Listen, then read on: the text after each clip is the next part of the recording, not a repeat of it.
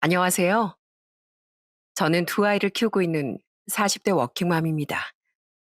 전 늘 아이들에게 항상 하는 얘기가 있어요. 그건 바로 감사하고 고마운 마음을 표현하라는 겁니다. 아무리 자신의 마음을 속으로는 잘 알고 있더라도 그걸 겉으로 표현하지 않으면 상대방은 모르기 때문에 늘 자신의 감정을 솔직하게 표현하고 털어놓으라는 얘기를 참 많이 해요.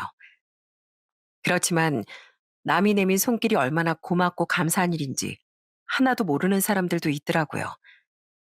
배은망덕의 끝판왕이었던 사람이 바로 제 주변에도 있었는데 그 사람의 말로는 정말 처참했습니다. 그 얘기를 오늘 한번 꺼내보려고요. 저희 친정은 엄마, 아빠, 저, 남동생 이렇게 네 식구예요. 아빠는 샐러리맨이셨고 해외 출장이 정말 잦으셨습니다. 그래서 항상 아빠의 얼굴은 자주 보기 힘들었어요. 그 대신 항상 엄마가 저와 남동생을 살뜰하게 돌봐주셨고 그 덕에 저흰 잘 자랄 수 있었습니다. 늘 눈코 뜰 새 없이 바빴던 아빠가 여유를 찾게 된 건 아빠 연세가 40대 후반이 다 되어서였어요. 아빤 그동안 모아둔 돈으로 2층짜리 건물을 매입하셨고 그 1층엔 슈퍼를 차려 엄마가 운영하시고 2층엔 우리 가족들이 살았습니다.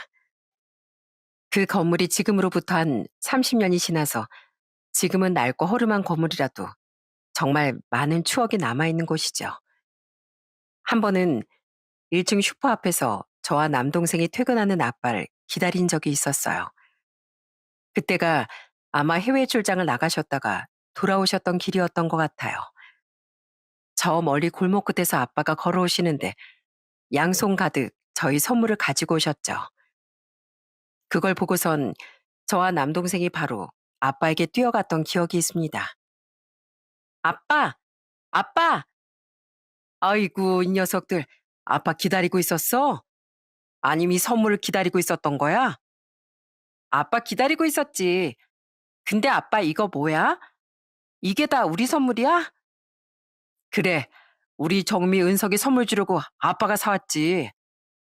우와, 뭔데? 이거 뭔지 말해주면 안 돼? 자, 잠깐만. 아이, 우리 집에 들어가서 풀어보자. 엄마한테도 아빠가 인사해야지.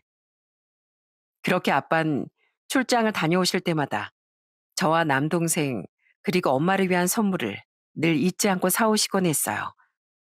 그러다 보니 아빠의 출장길은 늘 슬픔이 아닌 설레는 기다림이 되기도 했습니다.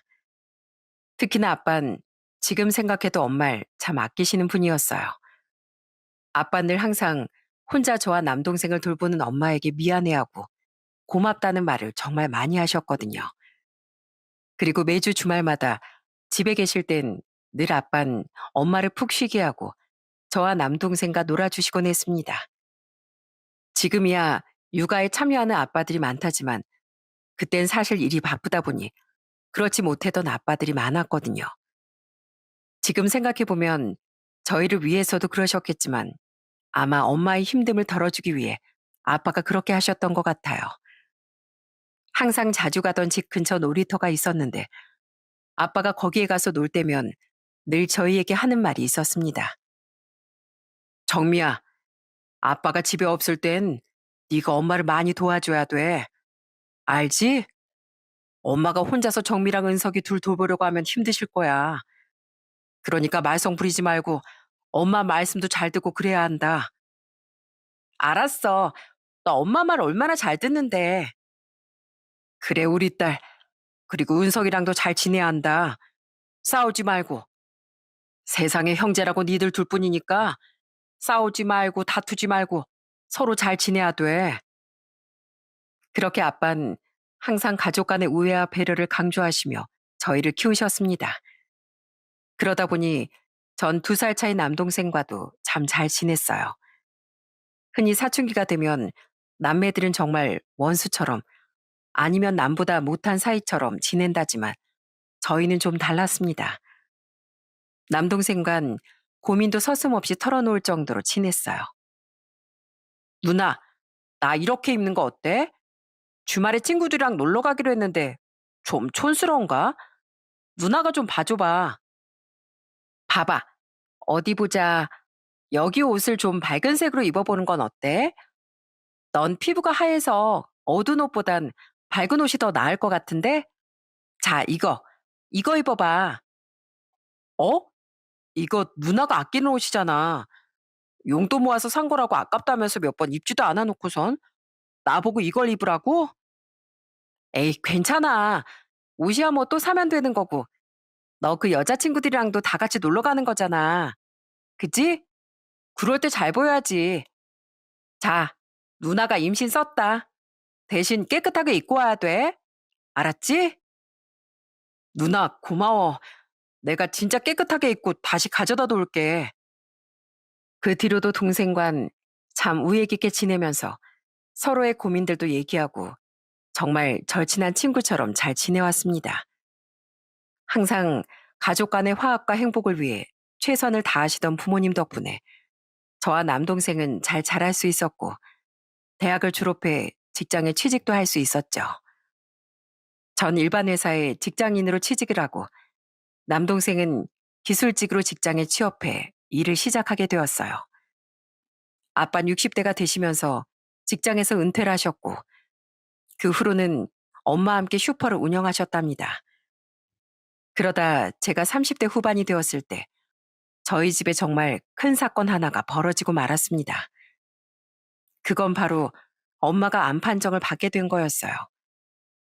그때의 기억이 아직도 생생한 게 회사에 출근을 한 날이었는데 원래는 회사에 출근했을 땐 전화를 잘 안 하시는 아빠가 갑자기 저한테 연락이 오셨습니다. 그러더니 담담히 저에게 얘기를 하시는 거 있죠. 정미야, 오늘 엄마랑 병원 갔었는데 말이다. 그때 검사한다고 했던 거 기억나지? 아빠. 건강검진 하다가 뭐가 좀 발견돼서 검사했다고 그러지 않았어? 오늘 결과 나오는 날이었지? 왜? 뭐 많이 안 좋대? 그게 말이야. 네 엄마가 암이란다. 뭐? 암? 그래. 엄마가 니들한텐 좀 나중에 말하자고 했는데 아무래도 알아야 할 것 같아서 아빠가 얘기해 주는 거야. 엄마도 지금 받아들이기 힘들어해서 아무튼 말기는 아닌데 치료를 바로 시작해야 할 것 같구나. 나중에 퇴근하고서 더 얘기해보자. 그러면서 아빠가 전화를 끊으시는데 정말 눈물이 그냥 주르륵 흘러나오기도 했어요. 어떻게 그런 일이 있을 수가 있는지 평생 성실하게 가족들만 바라보고 살았던 엄마에게 어떻게 이런 일이 있을 수 있는지 도저히 믿기지가 않았습니다. 그때 회사 비상계단에서 정말 하염없이 울었던 기억이 있어요. 그렇게 한참 눈물을 쏟다가 이렇게 울면 안 된다는 생각으로 마음을 다잡았습니다. 엄만 바로 수술을 받으셨고 항암과 방사선 치료를 시작하시게 되었죠. 가족들 모두가 참 힘든 시기였지만 그 누구 하나 힘들단 내색을 하지 않았습니다. 심지어 그때가 남동생이 결혼한 지 2년 정도 되었던 상황이었어요. 그래서 남동생과 올케가 참 고생을 많이 했죠. 남동생네 신혼집에서 집이 좀 먼 거리였는데 주말마다 남동생과 올케가 항상 집에 와 엄마와 같이 시간을 많이 보내곤 했어요. 저는 그런 올케에게 참 고마운 마음이 들었습니다. 올케, 진짜 고마워. 평일에 일하느라 정신 없을 텐데 유일하게 주말에 쉬는데 매번 이렇게 집까지 찾아오고 정말 고마워. 많이 힘들지? 올케가 진짜 고생이 많아. 아니에요, 형님. 제가 당연히 와야죠. 그리고 저희 남편이 항상 어머님 걱정이 많아요. 하루하루가 너무 소중한 것 같다면서 남편 볼 때마다 얼마나 제가 짠한지 몰라요. 겉으론 아무렇지 않은 척 하는데 속으론 저렇게 내내 울고 있네요. 형님도 그러시죠? 저번에 보니까 아버님도 몰래 많이 우시는 것 같더라고요. 그걸 보고 제가 어떻게 가만히 있을 수가 있겠어요. 형님, 어머님 꼭 괜찮아지실 거예요. 이렇게 가족들이 어머님을 꽉 붙잡고 있는데 분명 괜찮아지실 거라고요. 그러니까 힘내세요. 올케 고마워. 올케 말 들으니까 눈물 나온다. 우리가 무슨 복인지 이렇게 좋은 올케까지 있으니까 너무 든든하고 고맙네. 정말 착했던 우리 올케는 항암을 하면서 입맛을 잃은 엄마를 위해 정말 요리도 이것저것 많이 해서 가지고 오기도 하고 태어난 지 1년밖에 되지 않은 조카를 항상 데리고 다니면서 조카를 보여주며 엄마를 기쁘게 해드리곤 했답니다. 남동생과 올케뿐 아니라 저희 아빠도 엄마를 참 정성으로 돌봤습니다. 사실 아빠는 엄마가 투병하는 내내 웃음을 잃지 않으셨어요. 오히려 전보다 더 밝게 행동하셨죠. 처음엔 아빠가 왜 저렇게 과하게 행동하실까 생각했는데 전 한 사건을 우연히 목격하고서 아빠의 진심을 알 수 있었습니다. 어느 날 집에서 자고 있는데 그날따라 목이 너무 말라서 새벽에 일어나 물을 마시려고 부엌으로 향했어요. 그런데 그때 아빠가 새벽마다 기도를 하셨는데 안방 문이 열려 있었는지 아빠의 기도 소리가 밖으로 들리기 시작했습니다. 그런데 아빠의 기도 소리는 울음과 애원이 섞여 정말 애처롭다는 말이 절로 나올 정도로 슬펐어요. 이제 아내랑 시간을 보낼 수 있게 되었는데 이렇게 데리고 가시고 하려면 어떻게 하나요? 전 앞으로 어떻게 해야 합니까? 제발 제 목숨을 거둬주시고 평생 가족밖에 몰랐던 저희 아내만은 이 세상 좀 더 누리다 갈 수 있게 해주십시오.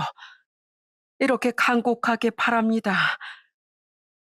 그런 아빠의 목소리엔 정말 간절함이 가득했어요. 그래서 전 그 자리에서 소리 없이 눈물을 흘릴 수밖에 없었어요. 이런 가족들의 간절함 덕분이었는지 엄만 조금씩 몸이 나아지기 시작하셨습니다. 항암도 잘 되어 물론 힘들긴 했지만 그래도 점차 기력을 찾으실 수 있었죠. 그런 엄마의 간곡한 소원 하나가 있었는데 그건 바로 제 결혼이었어요. 사실 전 그때 만나고 있었던 남자친구가 있었는데 아직 결혼까진 크게 생각을 안 했었거든요. 그러다 엄마의 마지막 소원이라는 걸 알고선 전 30대 후반에 결혼을 하게 되었답니다. 결혼식 날 엄만 정말 곱게 화장을 하고 혼주석에 앉으셨는데 내내 눈물을 흘리셨어요. 그런 엄마를 전 쳐다볼 수조차 없었고요. 결혼식 내내 사실 전 엄마 아빠가 앉아 계신 쪽을 아예 쳐다보지도 못하고 식을 진행했죠. 그러다 부모님께 마지막 인사를 할 때 전 결국 눈물이 터져 인사라고서 고개를 들지 못했습니다. 그런 저에게 다가와 엄만 어깨를 토닥여주며 얘기하셨어요. 정미야 고맙다. 엄마가 이젠 여한이 없어. 우리 정미 참 예쁘다. 세상에서 제일 예쁜 신부네. 아유 울지 마. 이렇게 예쁜데 왜 울어.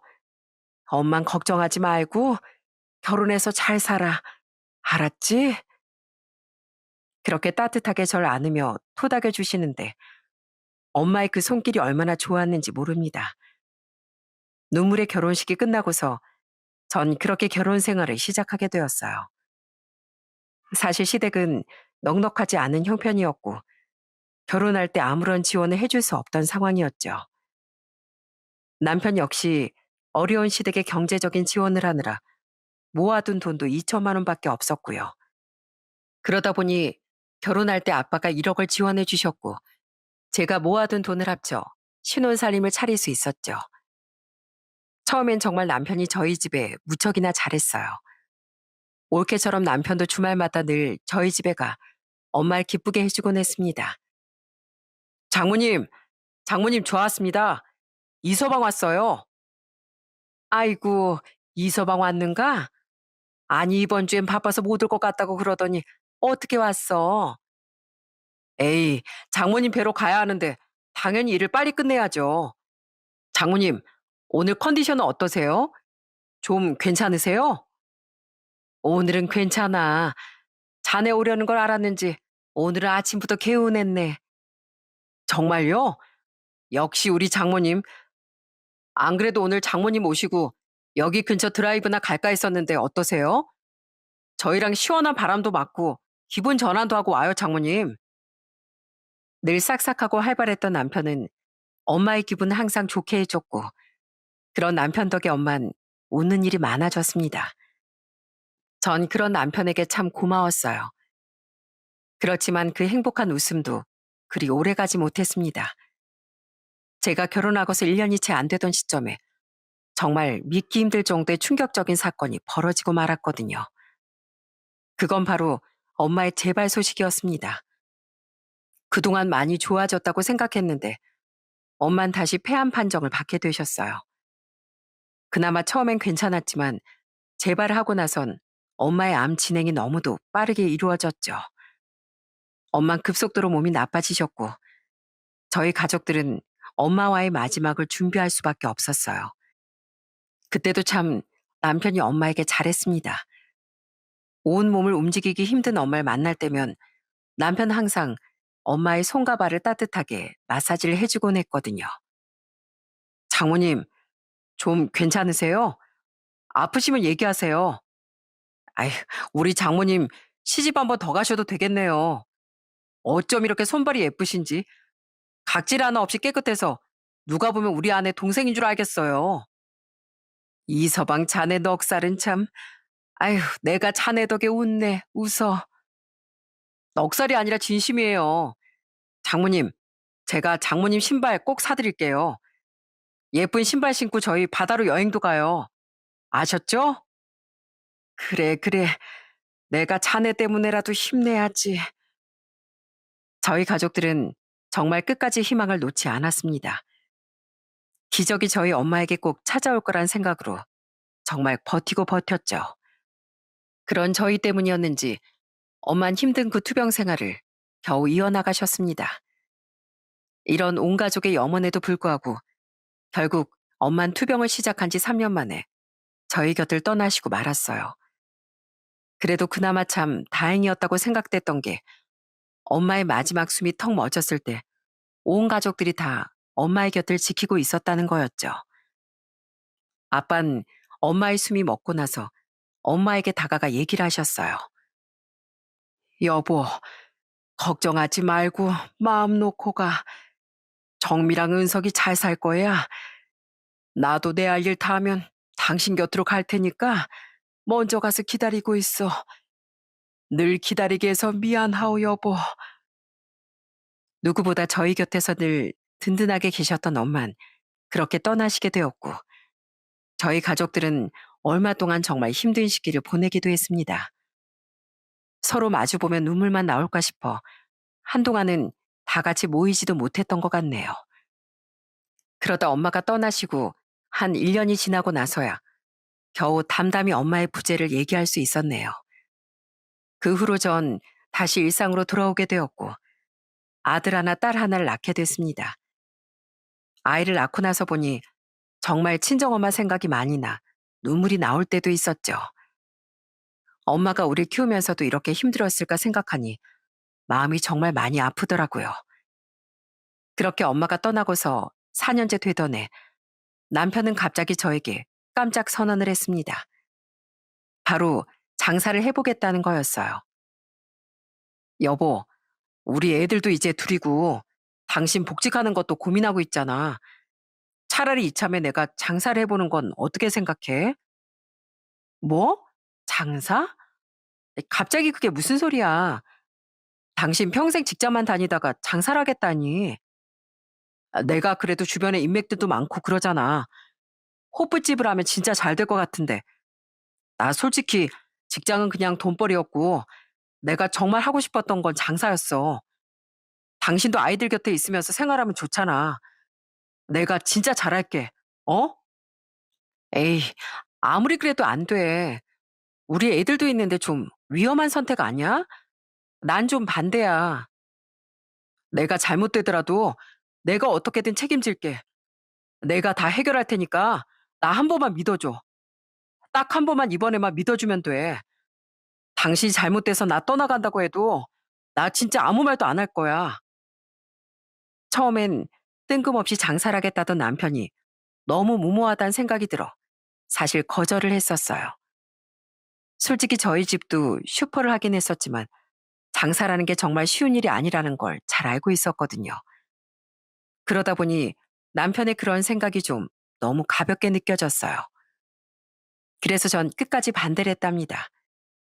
그런데 남편은 고집을 꺾지 않더라고요. 여보, 직장인 월급이 해봤자 3, 400인데 이거 받으면서 어떻게 평생을 살아? 300이라고 해서 계산해봐도 1년이면 3,600이야. 그럼 10년이면 3억 6천이고 우리가 이걸 진짜 아껴 쓰면서 모아봤자 10년에 2억 모으는 것도 힘들다고. 알어? 아무리 그래도 장사라는 게 쉬운 일도 아닌데 너무 섣부르게 도전하겠다는 거 아니야? 나 자신 있다니까. 나 진짜 잘할 자신 있어. 나 학교 다닐 때 오락부장도 하고 MT 갈 때도 내가 다 사회보고 그랬어. 아이, 당신도 알잖아. 나 지금 동창회장도 하고 있는 거. 내 인맥만 해도 잘 될 테니까 걱정하지 마. 아, 그리고 모든 책임은 내가 진다고 그랬잖아. 그러니까 걱정하지 마. 이렇게 며칠을 애걸복걸 저에게 애원하면서 부탁을 하다 하다 안 되니 남편은 가게 임대를 하려고 가게 앞까지 다 걸어두고 왔더라고요. 그걸 듣고선 진짜 기가 막히고 어처구니가 없었지만 한편으론 오죽하면 저렇게까지 할까 싶어서 그냥 놔두기로 했습니다. 전 이 결정이 제 인생을 바꿀 줄은 상상조차 못했었죠. 그렇게 남편은 모아둔 돈과 집 담보로 대출을 받아 부천 쪽에서 호프집을 운영하게 되었어요. 사실 전 남편이 그냥 작게 시작할 줄 알았는데 나중에 가게에 딱 가보고 정말 입을 다물 수가 없더라고요. 세상에나 호프집이 1층부터 2층까지 규모가 어마어마한 곳이었거든요. 월세만 해도 거의 달에 8, 900 정도가 나갈 정도로 규모가 상당했어요. 전 너무 놀라 남편에게 걱정 어린 소리를 하기도 했습니다. 당신 가게 구했다는 곳이 여기야? 근데 너무 크지 않아? 처음부터 이렇게 큰 곳을 구하면 어쩌려고. 아, 이 정도는 해야지. 남자가 배포가 있지. 그리고 원래 호프집은 규모가 커야 사람들도 많이 오고 그러는 거야. 당신이 잘 몰라서 그래. 내가 알아서 할 거니까 신경 쓰지 마. 아무리 그래도 이걸 다 관리할 수 있겠어? 에이, 괜찮다니까 그러네. 당신 또 걱정하려고 그런다. 다 괜찮으니까 걱정하지 말라고. 내가 알아서 잘할게. 전 정말 남편의 말에 안심할 수 없었어요. 아무리 그래도 경기가 좋은 시기도 아니었고, 거기다 매달 나가는 고정 비용도 그렇게 많은데, 정말 잘할 수 있을까 걱정이 많았어요. 그런데 막상 호프집을 열고 난 후부턴 생각보다 잘 되기 시작했습니다. 아무래도 유동인구도 많은 곳에 크게 오픈을 하다 보니 초반엔 진짜 사람들이 발 디딜 틈 없이 오고 가더라고요. 그러다 보니 점점 수익도 많아지고 전에 받던 월급보다 훨씬 더 많은 돈을 벌기 시작했죠. 문제는 그렇게 돈을 점점 크게 만지기 시작하니 사람이 바뀌기 시작했다는 점이었어요. 어느 날부터 남편은 차도 바꾸고 비싼 브랜드 옷들을 입고 다니기 시작하더라고요. 그런 것들을 살 땐 뭐 상이나 그런 것조차 없었고요. 어? 뭐야? 당신 그 옷 어디서 났어? 샀어? 그거 엄청 비싼 거 아니야? 아, 예쁘길래 하나 샀어. 괜찮지? 아무리 그래도 사장인데 내가 이 정도는 하고 다녀야지. 옷 몇 벌 사니까 사람들 대우가 달라지긴 하더라. 이래서 돈을 많이 벌어야 하나 봐. 당신 얼마 전에 차도 바꿨는데 너무 무리하는 거 아니야? 무리는 무슨, 장사 잘 되고 있으니까 바꾸지. 아, 그리고 요즘은 사람들도 다 보는 눈이 있어서 이렇게 잘 되는 곳에 더 많이 온다니까. 내가 잘하고 다녀야 다른 사람들이 더 많이 찾아오고 그러는 거야.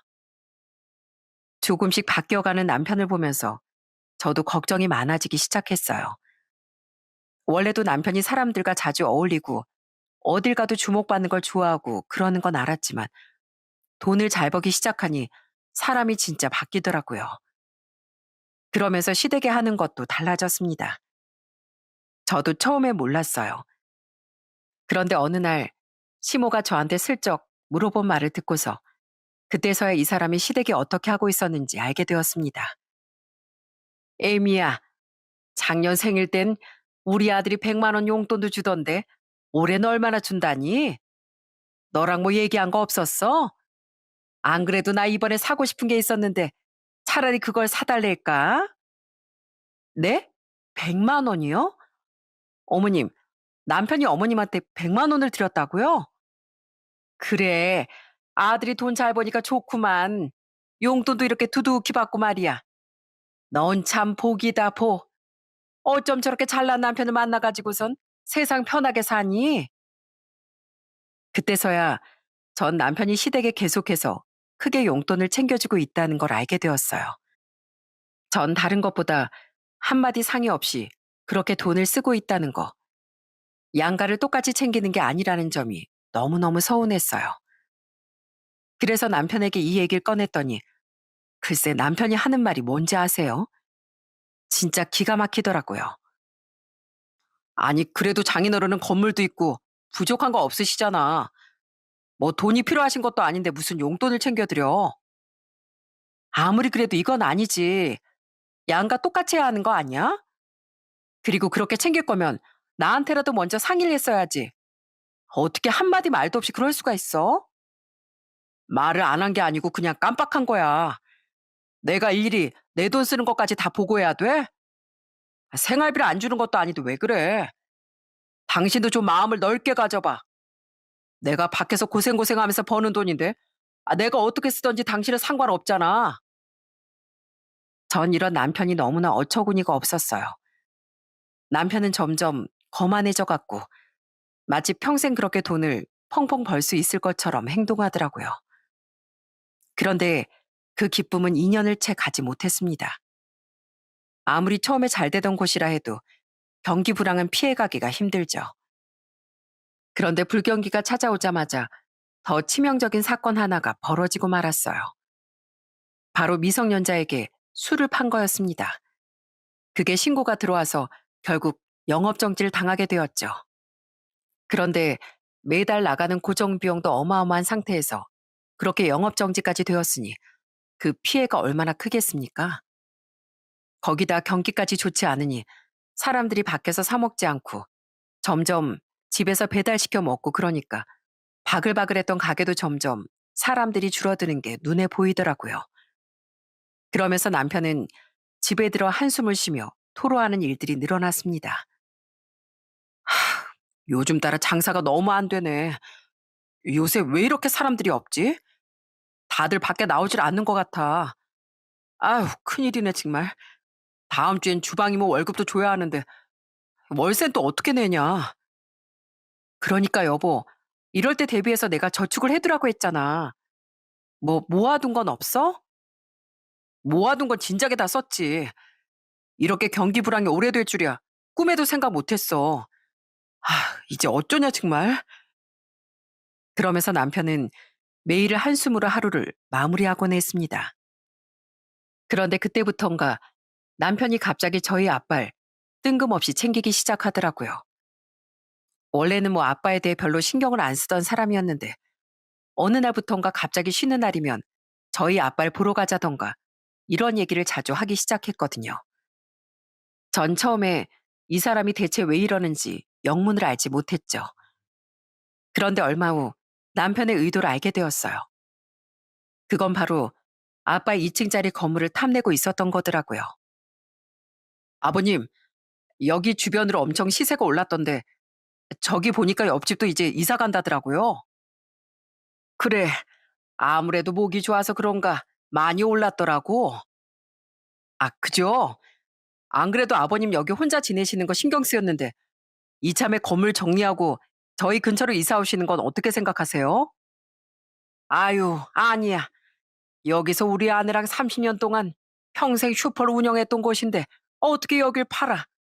안 팔어. 그리고 여기서 끝까지 살아야지. 그래도 아버님, 이젠 슈퍼도 잘 안 되시잖아요. 이 건물 파시고 적당한 집 구해서 나가셔도 시세 차익이 얼만데. 그런데 그때 아빠가 남편의 의도를 뭔가 먼저 파악을 했던 것 같았어요. 아빠 남편의 말을 듣고서 딱 잘라 얘기를 하시더라고요. 자네 뭐 나한테 할 말 있는가? 갑자기 시세 차익이고 뭐고 얘기하는 거 보니 뭐 할 말이 있는 것 같은데 뭔가. 아, 그게 아버님, 저 좀 도와주십시오. 예? 저 진짜 망하기 일보 직전입니다. 처자식 먹여 살리지도 못하게 생겼어요. 저 한 번만 도와주시면 안 되겠습니까? 뭐? 그러게. 자네 처음부터 너무 크게 한다고 하지 않았었는가? 자네가 알아서 하겠다고 했다길래 나도 별말 안 했지만, 그리고 이 건물은 절대 못 파네. 겉보기엔 낡고 허름하게 보일지 몰라도 나한텐 제일 소중한 보물이야. 몇백억씩 준다고 해도 안 팔아. 그러니 자네도 내가 이거 팔아서 도와줄 거란 기대는 하지 말게. 결국 아빤 남편의 부탁을 냉정하게 거절하셨어요. 솔직히 전 아빠가 거절하는 게 당연하다고 생각을 했어요. 아무리 그래도 남편이 너무 크게 저질러 놓은 것도 있었고, 애초에 자기가 알아서 다 해결한다고 했는데, 대뜸 저렇게 와서 도와달라고 하는 것도 그렇고, 심지어 그동안 아빠한테 잘했던 것도 아니었는데, 자기 필요할 때만 잘하는 척 도와달라고 하니, 누가 도와줄 마음이 생기겠습니까? 그런데 남편은 아빠의 거절 이후 사람이 아주 삐뚤어지기 시작했어요. 자신이 힘들 때 도와주지 않았다며 아빠에 대한 원망과 섭섭함으로 친정의 나에 발길을 끊기 시작했죠. 명절에도 남편은 안 간다며 저한테 시위를 하기도 했습니다. 당신 진짜 안 갈 거야? 아무리 그래도 오늘 명절인데 가야지. 내가 왜 가? 날 사위로 생각도 안 하는데. 아니, 사위를 아무리 무시해도 그렇지. 면전에서 그렇게 대놓고 거절했는데 내가 왜 가? 당신이나 가. 난 안 갈 테니까. 전 저렇게 유치한 남편과 말씨름을 하고 싶지 않았습니다. 남편이 저러는 걸 보는 것도 진짜 지쳤거든요. 결국 그렇게 남편의 가게는 쫄딱 망해버렸고 그 가게를 운영한 지 3년 만에 남편은 폐업을 할 수밖에 없었어요. 그 뒤로 남편은 정말 백수신세가 되고 말았고요. 처음엔 가게도 말아먹고 그랬으니 아무리 남편이라도 사람이 기가 죽고 힘들 거라 생각을 했어요. 그래서 직장을 구하지 않아도 제가 별말을 하지 않았습니다. 그런데 백수로 지내는 기간이 시간이 지날수록 점점 더 길어지더라고요. 처음엔 10,000원, 20,000원 달라는 남편에게 돈을 쥐어줘 보기도 했지만 고마워하기는커녕 당연하게 여기는 모습에 지긋지긋해 저도 어느 날부턴 돈을 주지 않았습니다. 여보, 나 10,000원만. 싫어. 당신 대체 언제까지 그러고 있을 거야? 나가서 노가다를 뛰든 뭘 하든 가만히 앉아서 돈 벌 생각하지 말고 남한테 의지할 생각하지 말고 당신이 알아서 돈 벌어다가 써. 아니면 집안 살림이라도 잘 챙기던지. 집안 살림을 하나도 안 하면서 왜 자꾸 돈을 달래? 아니 뭐 내가 그러고 싶어서 그러나? 상황이 그런 걸 어쩌라는 거야. 아유 됐어. 치사해서 안 받는다 안 받아. 시간이 지날수록 남편과의 관계는 점점 최악으로 치닫고 있었어요. 그러던 어느 날 저희 집에 또 한 번 불행이 찾아오고 말았습니다. 아빠가 평소에 밥 먹을 때마다 불편하시다는 말을 자주 하셨는데 이물감이 느껴져서 병원에 갔다가 식도암 판정을 받게 된 거였어요. 저흰 정말 모두 깜짝 놀랄 수밖에 없었습니다. 아무래도 아빠가 연세도 있으시지만 술, 담배도 자주 하시고 식습관도 문제였습니다. 엄마가 떠나시고 난 후로 혼자 생활하시며 불규칙하게 식사를 하시고 대충 챙겨 드시다 보니 그런 것들이 다 암을 일으킨 것 같아 정말 너무나도 속상하고 마음이 아팠어요. 다행히 말기는 아니었고 초기이다 보니 수술을 받고 항암을 잘 끝내면 생존율이 생각보다 괜찮은 상태였습니다. 저는 그 소식을 듣고서 그냥 가만히 있을 수가 없더라고요. 그래서 제가 아빠를 간병하러 왔다 갔다 해야 할 것 같다는 얘기를 남편에게 꺼냈죠. 그런데 남편의 입에서 나온 말을 듣고서 정말 전 분노를 참지 못했습니다. 여보, 나 다음 주부터 저녁마다 친정에 좀 갔다 와야 할 것 같아. 아무래도 수술 받고 퇴원하고선 옆에 누군가가 있어야 하잖아. 그래도 내가 제일 가까우니까 내가 왔다 갔다 하려고. 뭐? 참, 끝까지 자식들한테 민폐시네. 아니 그러게 내가 그렇게 힘들 때 도와줬으면 내가 가게 폐업도 안 하고 당신도 일 안 다니니까 좀 편하게 간병 받을 거잖아. 자식들 좀 잘 살려고 하는 게 그게 그렇게 꼴 보기 싫으셨나?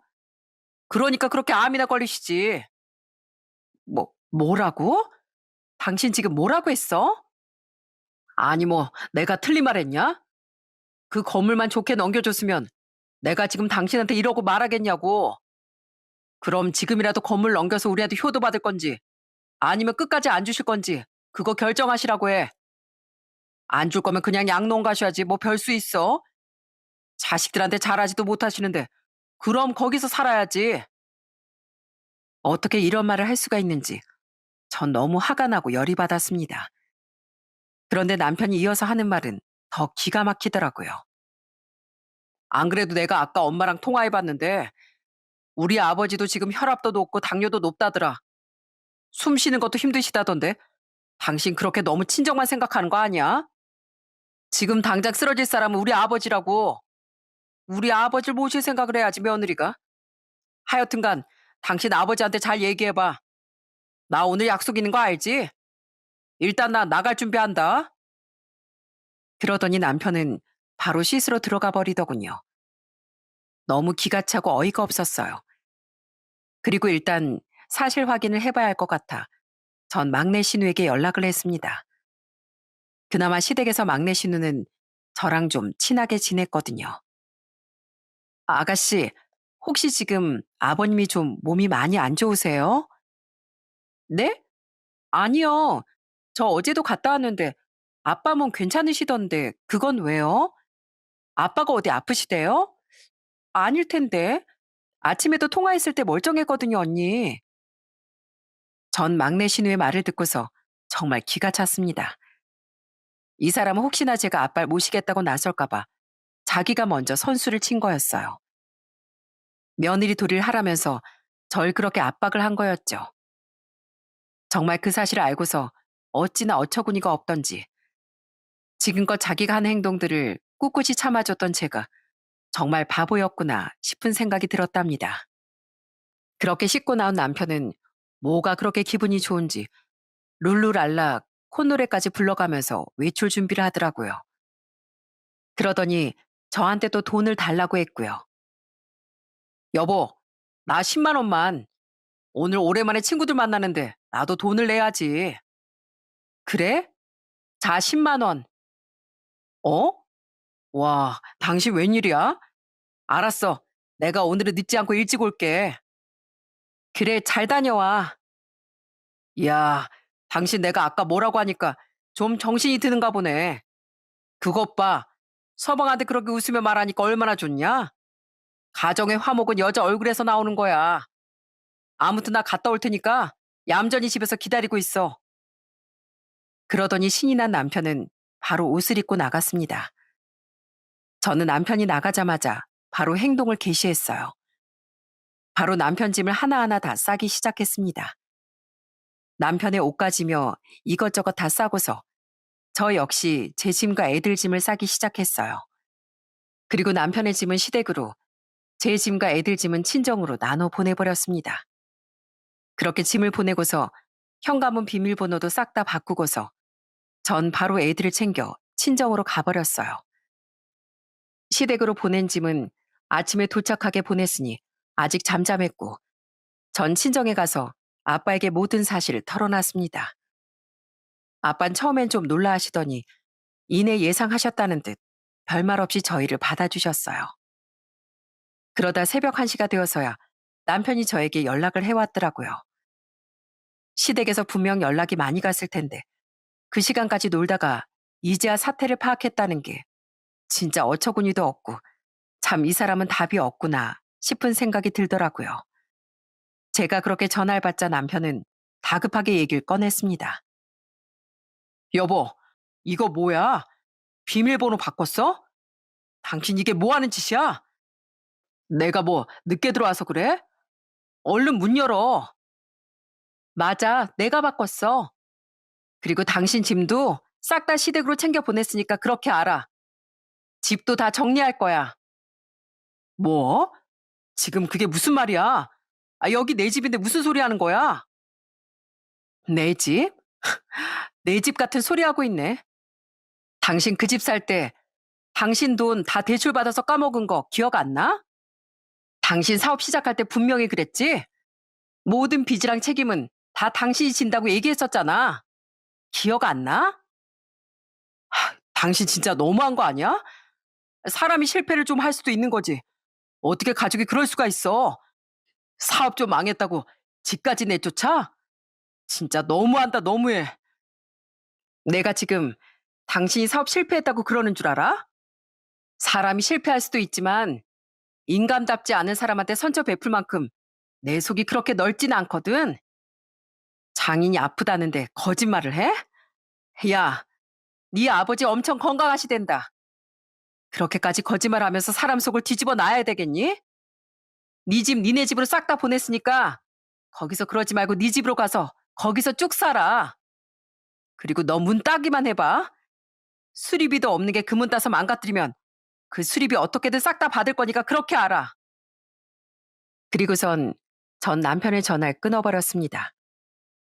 당연히 남편은 계속해서 연락이 왔어요. 돈도 술 마시느라 싹 다 썼을 테니 돈도 없었을 거고요. 처음엔 저한테 돈 보내달라 하다가 결국엔 시누이가 택시비 줄 테니 집으로 오라고 해서 겨우 시댁에 갔다 하더라고요. 그러더니 아침이 되자마자 바로 저한테 남편 연락이 왔습니다. 당신 어떻게 내 집을 여기다가 싹 다 보낼 수가 있어? 우리 부부 아니야? 이런 거 서로 얘기하고 그래야지. 아, 어떻게 당신 혼자 결정해서 판단할 수가 있냐고. 뭐? 부부? 당신은 뭐 나랑 상의라도 하고서 장사 시작했고? 당신 마음대로 멋대로 하면서 살아놓고선 이제 와서 무슨 부부? 당신이 그동안 날 아내라고 생각했니? 그렇게 생각이나 해놓고서 나한테 부부 타령하니? 됐고, 나 너 같은 사람이랑 이제 도저히 못 살아. 어떻게 그렇게 사람이 한심하고 뻔뻔한지. 이혼하자고, 갈라서. 뭐? 이혼이라니. 아휴, 우리가 어떻게 이혼을 해. 절대 안 돼. 아니, 못해. 네가 못한다고 해서 내가 안 할 줄 알아? 돈 한 푼 없는 게 소송하면 너 싹 다 털려. 알어? 그나마 내가 예정을 생각해서 합의까진 해줄 테니까 변호사 선임비도 없는 애가 끝까지 버티지 말고 적당히 타협하자. 알았냐? 꼴에 또 자존심 부리면 너 죽도 밥도 없어. 아니, 여보. 아니, 그게 아니라 내 말도 좀 들어봐야지. 당신 내가 장인어른 안 모시고 산다고 그래서 그래? 아니, 난 그냥 해본 말이야. 해본 말? 말 같지도 않은 소리하고 앉아있네. 너같이 이기적인 사람한테 내가 무슨 기대를 하냐? 자기 것도 아니면서 욕심내는 당신 같은 사람이랑은 한 공간에서 한순간도 숨쉬고 싶지 않거든? 좋은 말로 할 때 내 인생에서 제발 좀 꺼져줘. 그렇게 전 남편을 냉정하게 끊어냈습니다. 사실 시댁은 시부가 좀 엄하신 편이라 남편이 그꼴로 쫓겨났다는 걸 아시고선 엄청 화를 내셨다고 했어요. 막내 신우랑 워낙 잘 지내서 저희가 이혼하면서도 막내 신우가 저한테 엄청 미안해하기도 했고요. 언니 미안해요. 아, 진짜 오빠가 그럴 거라고는 상상도 못했어요. 내가 그거 알았으면 오빠 가만히 안 뒀을 텐데 언니가 고생이 많았네요. 그래도 요즘 오빠 저희 아버지 눈치 보느라고 완전 기죽어서 살아요. 아버지가 밥도 주지 말라고 해서 집에서는 아무것도 못 먹고 있고요. 밖에서 엄마가 몰래 돈 준 걸로 사 먹는가 보더라고요. 완전 꼴 좋죠 뭐. 언니 잘 선택했어요. 잘한 거예요. 신우들은 다들 잘 선택했다면서 응원해주고 시모는 끝까지 저한테 다시 한번 생각해보라고 연락이 왔지만 전 다 무시해버렸습니다. 그리고 전 저에게 유리하게 이혼을 하게 되었고 아이들 양육권은 제가 가지고 오게 되었어요. 그런데 미성년자 자녀가 있으니 양육비를 보내줘야 하잖아요. 그걸 누가 보내주는지 아세요? 바로 시부가 저에게 보내주신답니다. 남편은 직업도 없으니 보낼 돈이 없겠죠. 그걸 대신 시부가 보내주시더라고요. 그래도 손주들 딱하다며 남편이 보낼 여력이 생기기 전까진 쭉 보내주시겠다고 약속도 해주셨어요. 참, 어떻게 그런 시부 밑에서 그런 남편이 나온 건지 지금도 알다가도 모르겠네요. 어쨌든 지금은 남편은 아이 시댁에서도 쫓겨났다고 하더라고요. 밥도 주지 말고 나가서 일하라고 했더니 내내 집에서 놀고 있어서 아예 쫓아내 버렸다고 해요. 그래서 지금은 고시원에서 살고 있나 보더군요. 지금은 이혼한 지 2년 정도 됐는데 지금까지도 전 시부가 양육비를 보내주고 있답니다. 솔직히 시부한텐 좀 죄송하긴 해요. 그런데 이 전 남편이란 인간은 아직도 정신 못 차리고 사는가 보더라고요. 종종 막내 신우랑 연락을 하는데 아주 그냥 개판 5분 전이라며 얘기를 해줍니다.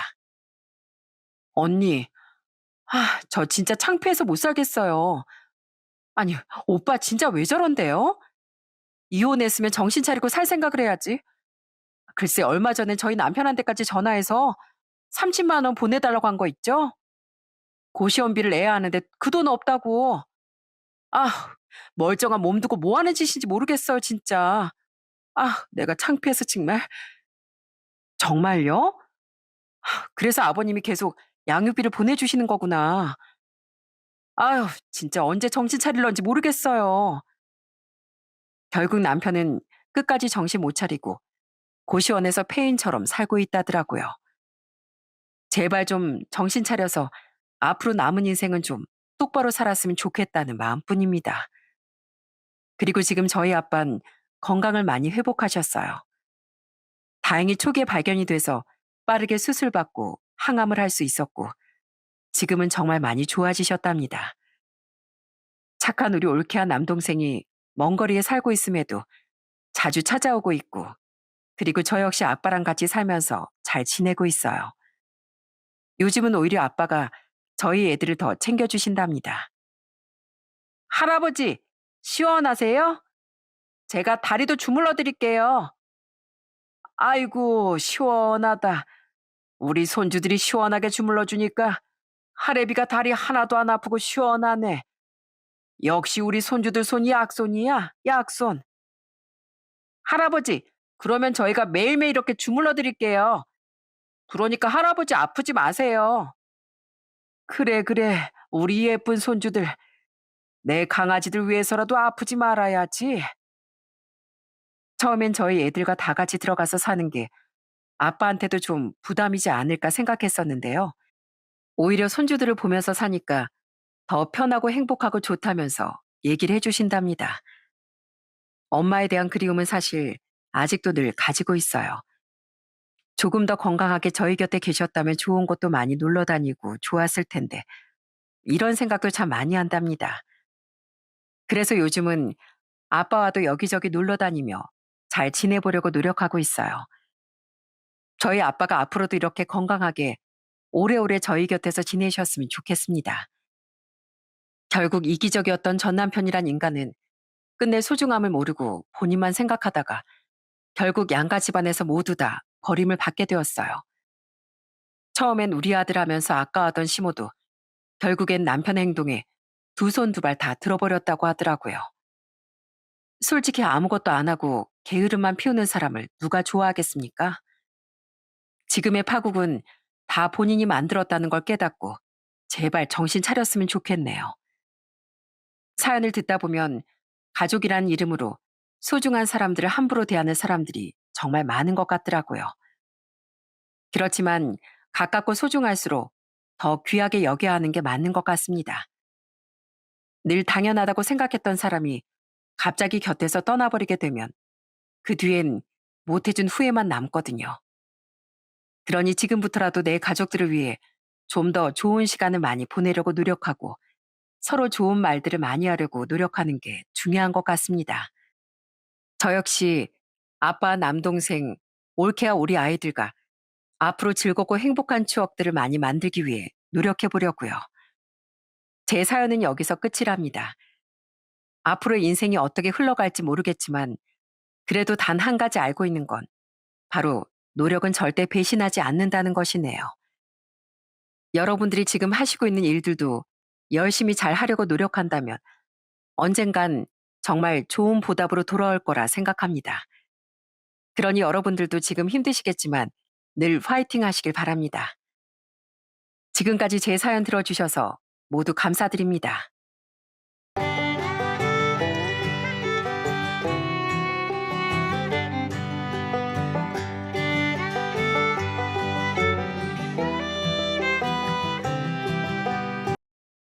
안녕하세요. 전 20여 년의 모진 세월을 단 한 방으로 부상받은 60대 여성입니다. 믿는 도끼에 발등 지켰던 제 인생을 지금까지 꿋꿋하게 이겨낼 수 있었던 이유는 바로 아이들 때문이었는데요. 참 힘든 시기도 많았지만 그 힘든 시기를 싹 다 이기게 해준 사건이 저에게 일어나게 됐습니다. 그날의 사건을 오늘 한번 이야기를 해보려고요. 제 남편은 어릴 적 같은 고향에서 알고 지냈던 1살 많은 오빠였습니다.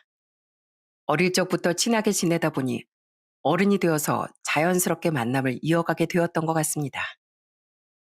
그렇지만 저희 집과 시댁의 상황은 정반대였어요. 시댁은 논도 많고 밭도 많고 농기계도 많고 소도 많이 키우는 그런 부잣집이었지만 저희 친정은 그저 작은 밭에 농사를 짓는 소작농이었죠. 그러다 보니 동네 사람들은 저와 남편이 결혼을 한다는 것 자체부터가 맞지 않는 일이라고 얘기를 하곤 했습니다. 그런 얘기를 들을 때마다 전 더 오기를 갖고 어떻게든 결혼 생활을 잘 이어나가 보려고 노력했어요. 저와 남편은 결혼하고서 시부모님과 농사를 같이 지었습니다. 매일같이 그렇게 함께 일을 하다 보니 정말 순식간에 가족이 된 듯한 느낌이 들더라고요. 한 번은 새참을 들고서 시부와 남편이 일하는 밭에 간 적이 있었어요. 그때 막걸리 한 잔을 드시고선 시부께서 저에게 노래 좀 불러보라고 하신 적도 있었답니다.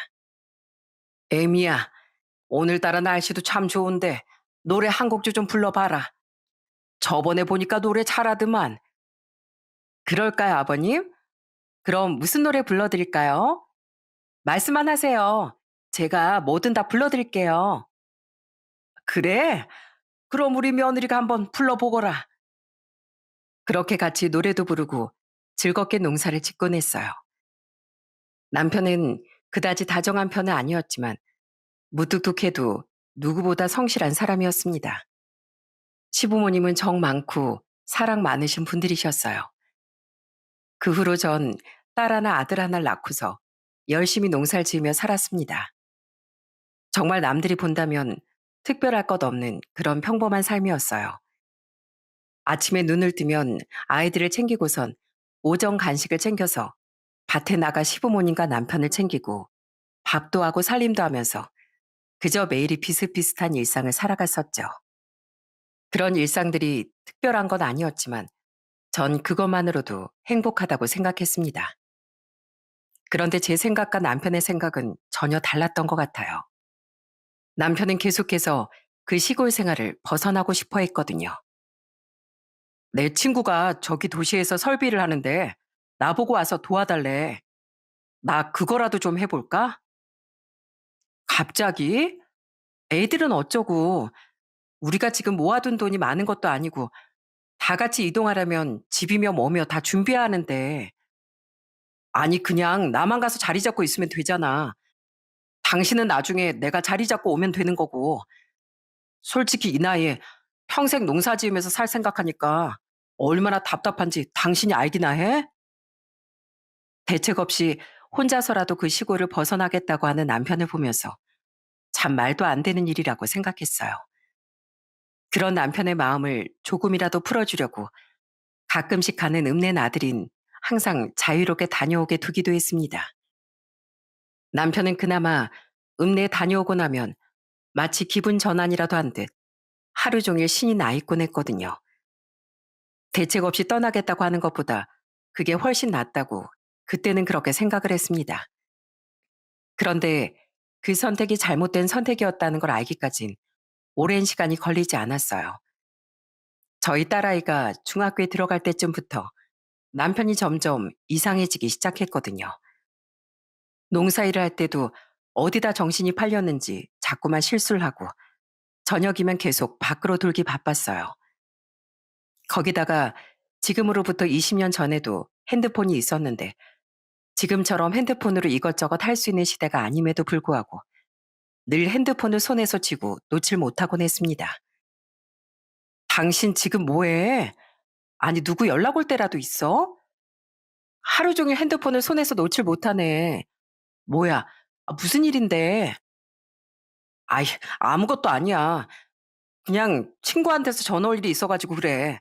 별거 아니야. 아니, 별거 아닌데 핸드폰을 그렇게 손에서 못 놔? 왜 그러는 건데? 아무것도 아니라니까. 아니, 이 사람이 왜 이렇게 집착을 해? 아니라고 하면 아닌 줄 알면 되는 거지. 생전 그러지 않았던 남편이 점점 이상하게 변하는 걸 보고서 좀 수상하다 싶었는데 어느 날 제 의심이 확신이 되어버리는 사건이 벌어지고 말았어요. 하루는 동네 친한 언니랑 같이 커피를 마시고 있는데 절 보더니 갑자기 조심스럽게 남편 근황을 물어보는 거였어요. 저기 소연 엄마, 요즘 소연 아빠 별일 없지? 뭐 일은 잘하고 그래? 요새도 자꾸 밖에 나들고 그러나? 아휴, 몰라 언니. 왜 자꾸 저렇게 밖으로만 도는지. 밖에 뭐 금덩이라도 숨겨놨나? 근데 그건 왜 물어? 아니, 다른 게 아니라 내가 저번에 우리 애 준비물 사려고 시내에 좀 나갔다 왔거든. 그때가 거의 저녁 시간대가 좀 넘어서 사람들이 별로 없을 때긴 했는데 그 어떤 여자랑 소연 아빠가 시내에서 같이 돌아다니고 있더라고. 뭐? 언제? 그때 그 평일날에 그때 말하는 거야? 언니가 잘못 본 건 아니고? 아니, 아니, 분명 소연 아빠 맞는데 그 옆에 있던 여자가 소연 엄마 네가 아니어서 내가 아는 척을 못했다니까.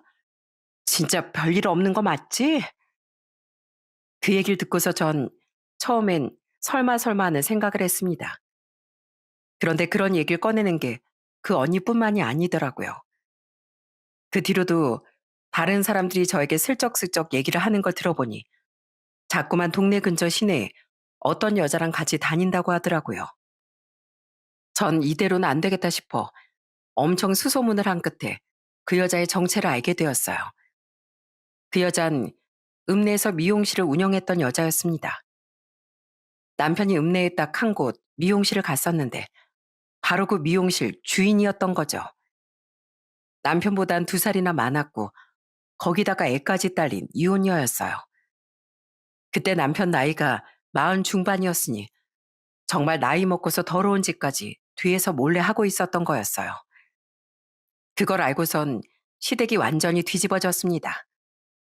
당연히 남편이 잘못한 거라며 시부모님은 엄청 화를 내셨죠. 그리고 남편을 붙들고서 시부모님은 당장 그 여자 헤어지라며 얘기하셨어요. 그런데 남편 반응이 어땠는지 아세요? 정말 그 반응을 보고서 기가 막혀 말이 안 나오더라고요. 너 이놈 자식! 어디서 밖에서 쓸데없는 짓을 하고 앉아있어? 집에서 고생고생하면서 살림하는 처랑 자식들은 생각도 안 하는 거야?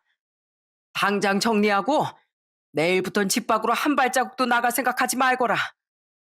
그래 이 녀석아, 네 애비 말이 맞아. 착한 마누라 옆에서 군말 없이 보필해주면 감사하다고 엎드려 절하지 못할 망정 어디서 사람 뒤통수를 때려? 배은망덕한 자식 같으니라고 당장 정리해. 시부, 시모 모두 엄청나게 화를 내면서 남편에게 얘기를 했지만 남편은 눈 하나 깜짝하지 않더라고요. 오히려 엄청나게 뻔뻔하게 나오기 시작했어요. 제가 왜요? 제가 왜 정리를 해야 하는데요? 제 인생이라는 것도 있잖아요. 여지껏 열심히 일하면서 처자식 먹여 살렸으면 이젠 제 인생 찾아도 되는 거 아니에요? 저 그 여자 사랑합니다. 뭐 이 자식아? 이 자식이 아주 뚫린 입이라고 아주 막말을 퍼붓네. 이 자식이 어디 애비 얼굴에 먹칠이라도 하겠다 이거야? 이미 동네방네 소문 다 나서 얼굴도 못 들고 다닐 판국이구만. 어디서 정신 못 차려서 막말을 하고 앉아있어? 당장 너 못 그만둬? 그만 못 둡니다. 아니, 안 그만둬요. 아버지, 제 인생도 있잖아요. 저 소연 엄마한테 애정 없습니다. 애정 없이 그냥 부부라는 의무감으로 사는 거라고요. 앞으로 제 인생 제가 알아서 살게요. 정말 늦게 배운 도둑질이 무섭다고 남편은 그 여자에게 아주 눈이 돌아버린 상태였습니다. 그러다 보니 아무리 얘기를 해도 마음을 바꿀 생각을 하지 않더라고요. 시부모님은 매일같이 남편에게 협박을 했다, 달랬다, 애원을 했다. 어떻게든 가정으로 다시 돌아오도록 설득하셨지만 남편의 태도는 너무나도 완강했습니다. 결국 그러다 보니 시모가 그 미용실까지 가서 엎어버리고 말았어요. 전 그런 시모를 말리려고 미용실까지 쫓아갔는데 참 사람이 끼리끼리라는 말이 이런 거구나 싶더라고요. 그 미용실 불륜 여인 그 여자도 정말로 뻔뻔한 사람이었습니다. 야, 이 여편네야. 어디 살 짓이 없어서 남의 가정 남편을 꿰어내? 네가 그 짓거리 하고서도 여기서 멀쩡하게 장사할 수 있을 줄 알았어? 당장 우리 아들이랑 헤어져. 헤어지라고. 제가 왜 그래 하는데요? 이봐요, 아주머니. 아줌마도 인정할 건 인정하셔야죠. 그쪽 아드님 저랑 살고 싶대요. 본처랑 살 생각 전혀 없다는데 제가 무슨 수로 돌려보냅니까? 뭐, 뭐라고? 저한테 이러지 마시고 아줌마 아들한테 가서 얘기하세요. 저야 뭐 저랑 살겠다고 하면 감사합니다 하고 막을 필요도 없지 않겠어요? 근데 대개 아드님 저한테 홀딱 빠져가지고선 정신 못 차리던데 여기까지 와서 이럴 정신 있으시면 가서 아드님부터 설득해 보시던가요. 끝까지 비아냥대며 비웃는 그 불륜녀를 보면서 시모는 뒷목을 잡고 당장이라도 쓰러질 기세로 서 있더라고요. 그런 시모를 보면서 저도 결국 분노를 참지 못하고 소리를 쳤어요. 어디서 뻔뻔하게 그딴 말을 짓거려? 사랑? 웃기시네. 니들이 하는 거 더러운 불륜이야. 알아? 니들이 하는 짓거리 동네방네 다 떠벌리고 다니면 돌팔매 맞기 십상이라고. 그걸 몰라서 지금 그따위로 뻔뻔하게 행동하는 거야? 자식도 있는 사람이 그딴 식으로 살면 벌 받아. 알아? 언젠가 꼭 당신 피눈물 흘릴 때가 올 거라고. 그렇게 전 시모를 모시고 그 미용실을 나와버렸습니다.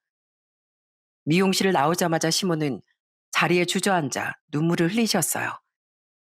그러면서 제 손을 잡으며 사과를 하시더군요.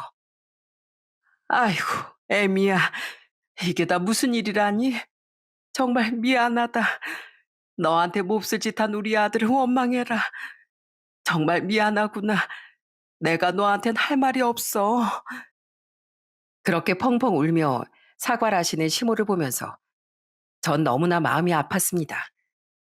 정작 잘못을 한 사람은 사과 한마디 없이 뻔뻔한데 그 사람을 제외하고 주변 사람들은 그 사람이 한 잘못 때문에 이렇게나 고통받고 있다는 게 진짜 말도 안 되는 일이라는 생각이 들었죠. 결국 며칠이 지나지 않아 남편은 그 여자와 함께 야반 도주를 해버렸습니다. 어쩌면 당연한 일이었을지도 몰라요.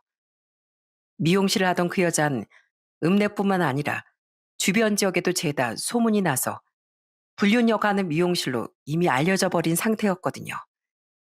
거기다가 남편 역시 불륜을 저지르면서 시부모에게 그렇게 큰 소리를 쳤으니 더는 기댈 곳이 없다는 생각을 했던 모양이었죠. 주변 모든 사람들이 다 외면하니까 그 두 사람은 둘이서만 유일한 기댈 구멍이라고 생각을 했는지 그렇게 야반도주를 하고 만 거였습니다. 남편은 그러면서 지금껏 차곡차곡 돈을 모아두던 통장까지 탈탈 털어서 다 들고 나가버렸어요. 남편이 사라진 걸 알고서 전 식겁해 통장부터 확인을 해봤는데 정말 1원 하나 남아있지 않더군요. 그걸 보고 얼마나 망연자실했는지 모릅니다.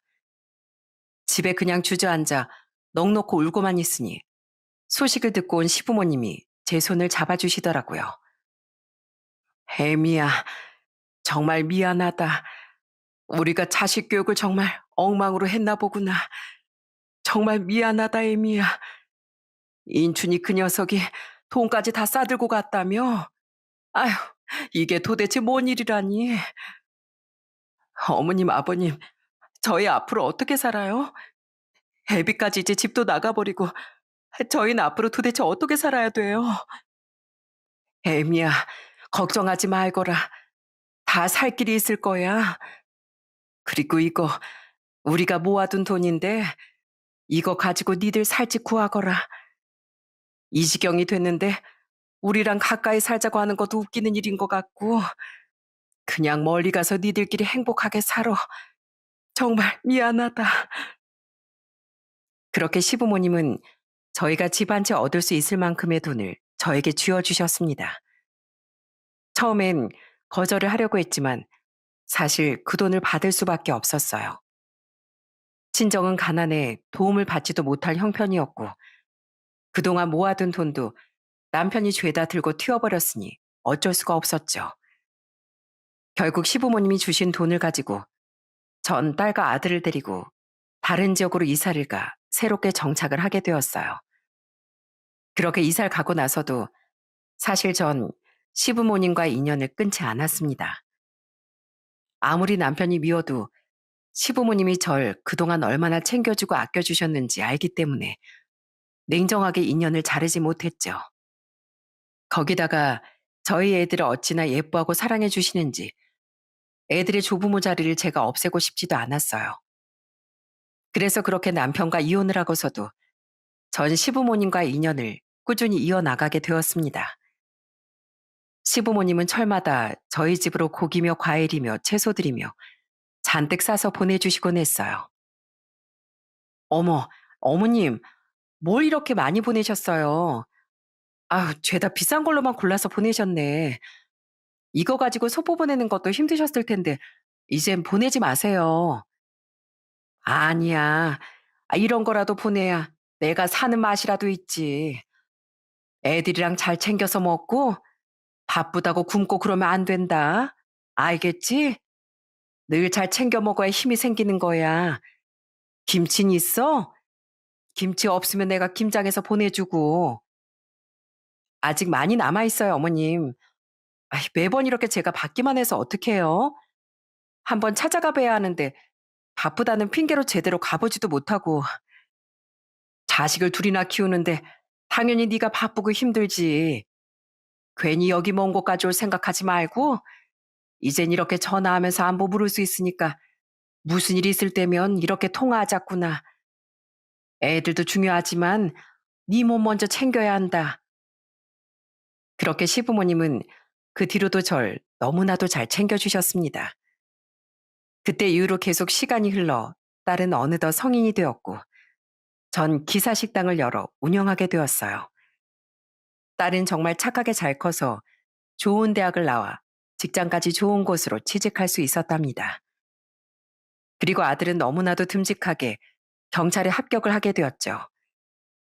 딸도 잘 풀리고 아들까지 경찰이 되고 나니 시부모님은 모든 게 다 제 덕이라며 칭찬을 해주셨습니다. 그동안 고생 많았다, 에미야. 소연이 대학 졸업하고 취직했을 때도 참 기뻤는데 우리 경남이가 경찰까지 됐다고 하니까 내가 얼마나 기쁜지 모른다. 정말 축하한다, 에미야. 고맙습니다, 어머님. 안 그래도 애들이 주말에 한번 댁으로 간다고 하더라고요. 전화 받으셨죠? 그래, 그래. 애들이 어찌나 착한지 몰라. 할애비 할미 안부 묻는다고 계속 전화도 오고 말이야. 니들 애들 교육을 어찌나 잘했는지 우리가 손주들 덕분에 산다 정말. 고맙다, 애미야. 정말 너한테 우리가 평생 고마워. 그렇게 소중한 인연을 이어가고 있었던 중 정말 슬픈 소식이 결국 들려오고 말았어요. 바로 시부가 돌아가셨다는 소식이었죠. 그때 딸아이가 27살이 되었을 때였습니다. 당시 시부모님 연세도 90세가 넘으셨기 때문에 사실 그럴 수 있는 일이었지만 참 슬픈 소식이었어요. 그동안 사실 몸이 많이 약해지셔서 매번 뵐 때마다 야위어가는 모습이 보이시는데 그게 참 슬펐거든요. 그런데 그렇게 시부께서 저희 곁을 떠났다는 게 너무도 슬프더라고요. 저는 시모를 찾아가 같이 부둥켜 안고 울기도 했어요. 어머님, 아버님 편하게 잘 가셨을 거예요. 어머님이 마지막까지 아버님 곁에서 얼마나 잘 지켜드렸는데요. 너무 슬퍼하지 마세요. 그래, 그래. 우리 나이에 저렇게 가는 거야 어쩔 수 없이 당연한 일이라고는 하지만 평생을 내 옆에 있던 사람이 저렇게 훌쩍 가버리고 나니 참 마음이 헛헛하고 쓸쓸하구나. 그래도 금방 좋아지겠지 뭐. 어머님, 제가 자주 찾아뵐게요. 너무 슬퍼하지 마시고 식사도 잘 챙기시고요. 시부가 그렇게 떠나시고서 시모는 정말 많이 힘들어하셨습니다. 동네에서도 그래도 금술 좋은 부부로 소문났던 시부모님이셨기 때문에 더 안타까웠죠. 그렇지만 전 사실 객관적으로 따져보면 시부모님께는 아무런 관계도 없는 남남이었습니다. 남편도 현 남편이 아니고 전 남편이었으니 시모를 가족이라고 할 수도 없다는 게 참 슬프더군요. 그래도 종종 전 남편이 시모를 찾아와 챙기는 걸 언뜻 듣고선 그래도 아들이니 잘 하겠거니 생각을 했어요. 또 타지에 살고는 있었지만 시누이도 종종 시모를 뵈러 왔기 때문에 전 그저 건강하게 잘 지내실 거라고 생각을 했어요. 그 후로 저도 시모를 많이 신경 썼지만 저보다 더 많이 신경을 썼던 사람들이 있었습니다. 그건 바로 제 딸과 아들이었죠. 딸과 아들은 바쁜 절 대신에 쉬는 날이면 항상 시모를 만나러 가곤 했더라고요. 어느 날은 딸 손에 반찬을 싸서 챙겨 보냈던 적도 있었습니다. 이거 할머니가 좋아하시는 거니까 오늘 꼭 드시라고 해. 식사 안 하시는 것 같으면 좀 번거로워도 네가 옆에서 좀 같이 밥 먹고 오면 좋은데. 알았어, 엄마. 걱정하지 마. 이따 경남이도 온다고 하니까 엄마 걱정할 거 하나 없어. 엄마 안부도 꼭 할머니한테 전해줄게. 그래, 고맙다. 아이, 엄마가 가봐야 하는 건데 니들이 고생이구나. 엄마가 바쁜데 어쩔 수 없지 뭐. 할머니도 엄마 매일같이 바쁘게 일한다고 얼마나 걱정하시는지 몰라. 내가 엄마 잘 지내고 있다고도 전해줄 테니까 아무 걱정하지 마. 그런 속 깊은 딸과 아들을 보면서 참 자식 복은 내가 있구나 생각을 했습니다. 그러다 저희 딸이 30대 중반이 되었을 때 결혼하고 싶은 사람이 있다며 예비사이를 집으로 데리고 온 적이 있었어요. 예비사이는 처음 만났을 때부터 정말 듬직하고 싹싹하니 마음에 쏙 들었습니다. 누구보다 저희 딸을 아끼고 사랑한다는 게 옆에서 봤을 때도 딱 느껴져 너무 좋았어요. 그렇게 첫인사라고 나서 상견례가 진행되게 되었고 예비 사돈댁도 참 좋으신 분들이더군요. 저희 집 상황을 다 알고 계셨지만 그거에 대한 불편한 기색 하나 없이 오히려 저 혼자서 자식들을 키워왔던 것에 대해 너무 대단하다며 칭찬을 해주셨어요.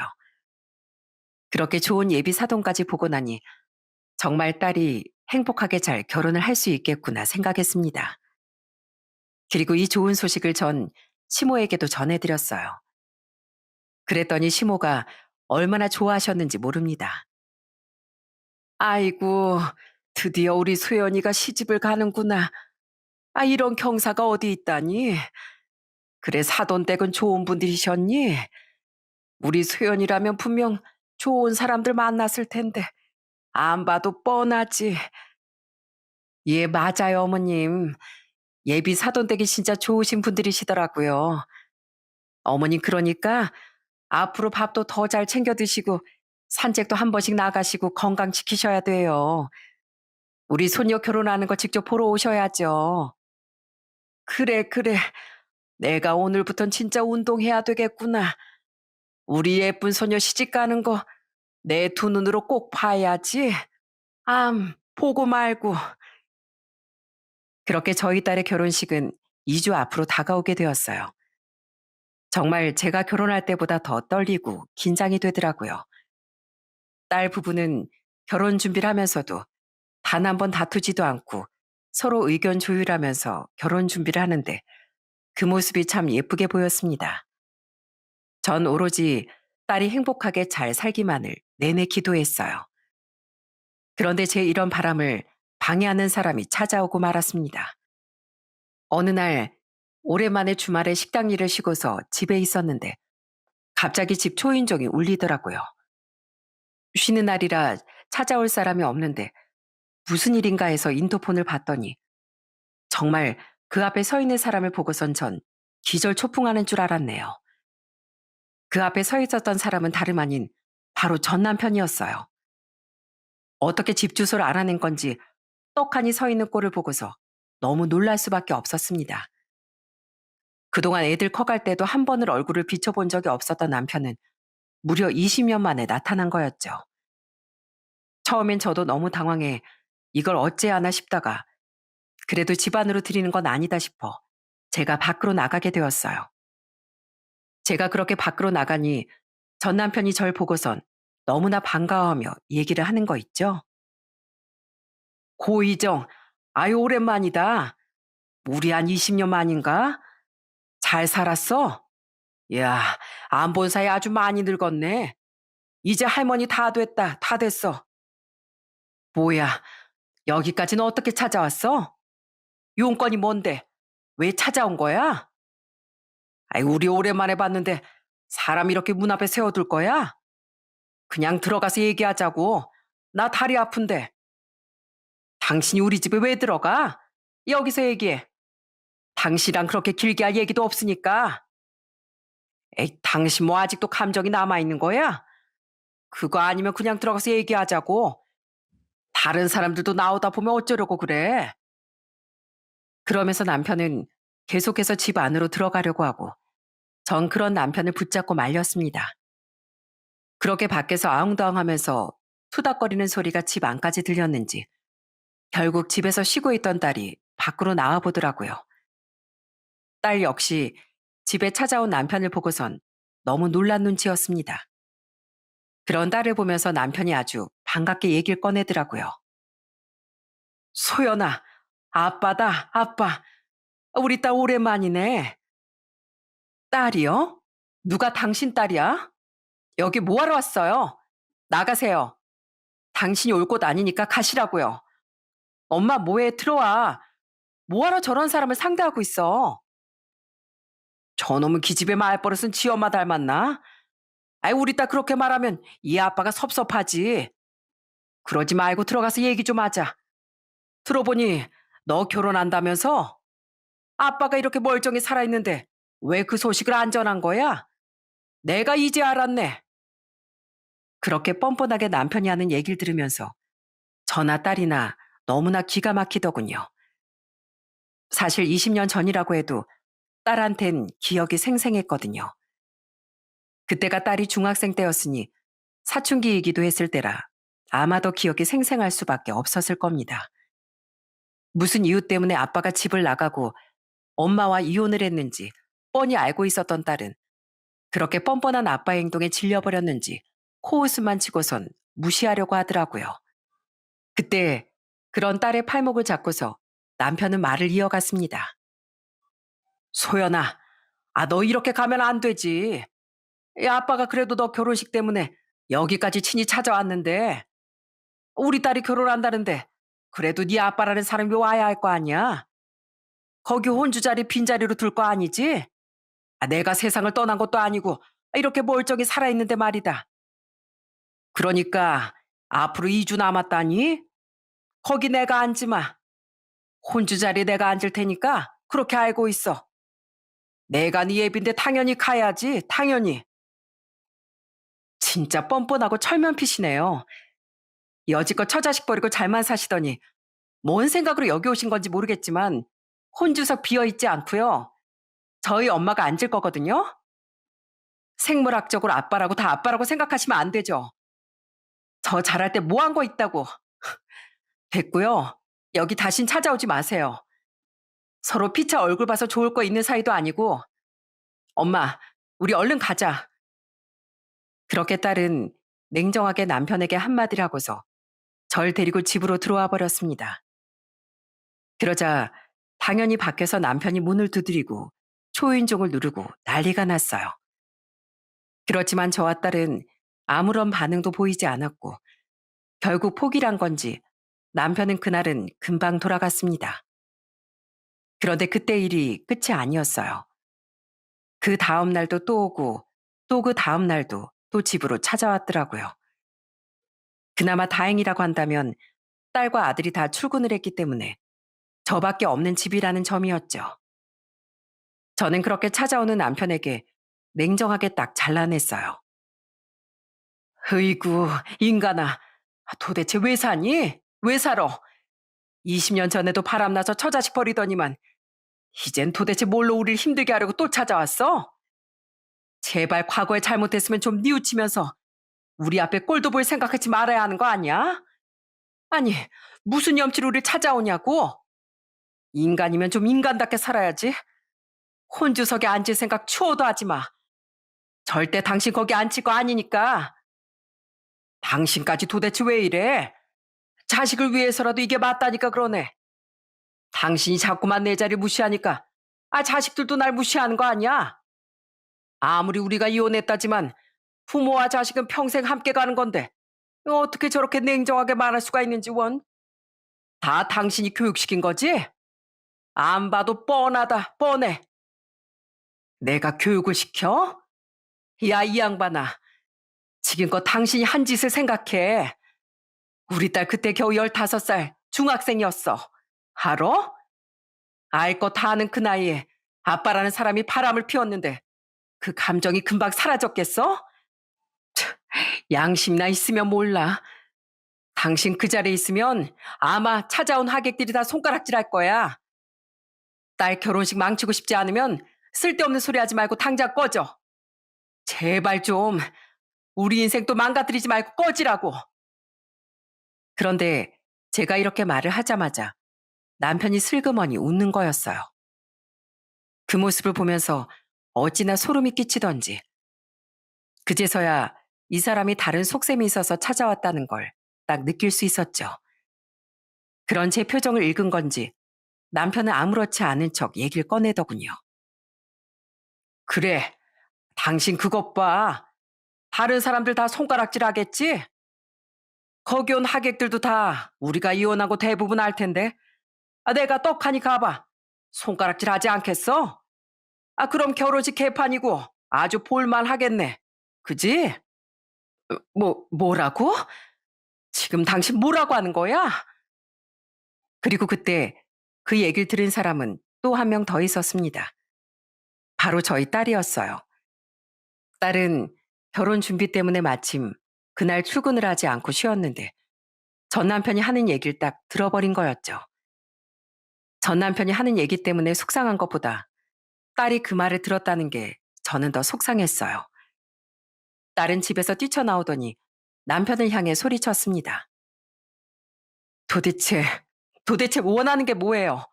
도대체 원하는 게 뭔데 우리 인생을 이렇게까지 망가뜨리려고 하냐고요? 원하는 거? 원하는 거 나 별거 없어. 그냥 딱 1억. 1억만 주면 돼. 1억만 주면 나 다신 여기 안 찾아오고 혼주석에 안 앉을게. 내가 지금 돈이 좀 필요해서 말이야. 너 그래도 나 아니었으면 이 세상에 태어났겠어? 내 덕분에 이 세상에 태어나 시집도 가고 사는 거 아니야. 그러니 그 정도 값어치 받아야지. 부모 소중함 네가 누구보다 잘할 테니까 내 긴 말 안 하마. 1억만 보내주면 나 깔끔하게 그만한다니까. 당신 진짜 미쳤어? 머리가 어떻게 된 거야? 진짜 미쳤냐고. 아니 어떻게 소연이한테 그딴 말을 할 수가 있어? 저와 딸은 남편의 요청이 너무나 당황스럽고 황당하더라고요. 정말로 아빠로서 한번 아빠 노릇이라도 해보려고 혼주석에 앉겠다고 한 것도 어이가 없었는데 진짜 속셈은 돈이었더라고요. 사람 참 안 변하는구나. 한번 재활용 안 되는 인간이면 끝까지 그렇구나 싶은 생각도 들더군요. 그런데 그때 딸이 나서서 정리를 했어요. 전 딸의 말을 듣고 입을 틀어막을 수밖에 없었습니다. 그럼 1억만 드리면 되는 거예요? 오, 이제야 말이 통하네. 그래, 딱 그것만 주면 나 평생 니디 안 쫓아다닌다. 그럼 언제 줄 건데? 결혼식 하기 전까진 저도 정신없어서 안 되고 식 끝나고 바로 다음날 드릴게요. 그래, 그럼 너 약속한 거다. 너 나하고 한 약속 어떻게든 꼭 지켜야 한다고. 알았지? 너 나중돼서 딴 말하는 거 아니지? 알았어요. 알았으니까 제발 가시라고요. 우리 집에도 다신 더 찾아오지 말고 엄마도 그만 괴롭히세요. 그렇게 딸의 확답을 받고서야 전 남편은 그 자리를 떠나더군요. 저는 딸이 갑자기 남편의 요구를 들어준 게 너무나 이해가 되지 않았어요. 모든 얘기를 들었던 아들도 딸의 그런 결정에 반대를 했고요. 소연아, 너 왜 그래? 어? 왜 저런 인간한테 돈을 준다고 한 거야? 무슨 돈을 줘? 그래, 누나. 왜 누나가 그 인간한테 돈을 주는데?